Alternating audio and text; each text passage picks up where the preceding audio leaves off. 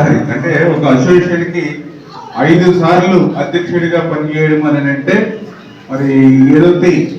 ఆ cloth merchants ఎవరైతే ఉన్నారో వాళ్ళ అభిమానాన్ని కానీ వాళ్ళ విశ్వాసాన్ని కానీ చూరగొన్నటువంటి వ్యక్తికే అది సాధ్యం అవుతుంది. ఎందుకంటే ఒక్కసారి పదవి బాధ్యతలు స్వీకరించిన తర్వాత మళ్ళీ మరొకసారి అంటే 1-10 సార్లు ఆలోచించుకునేటువంటి పరిస్థితి ఉన్నటువంటి రోజుల్లో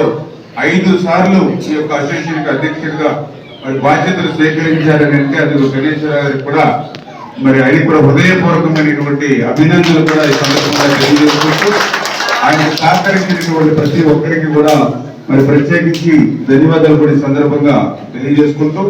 ఏదైతే నాకు కూడా ఈ యొక్క క్లాత్ మర్చెంట్స్ ఏదైతే ఉందో మరి ఒక ప్రత్యేకమైనటువంటి అనుబంధం కూడా మీ అందరితో కూడా మొదటి నుంచి కూడా నాకు ఉంది. ఏదైతే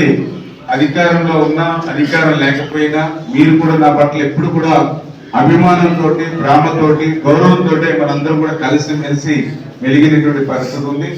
అందుకే ఖచ్చితంగా ఏదైతే క్లాత్ మర్చెంట్స్ అసోసియేషన్ ఎవరైతే ఉన్నారో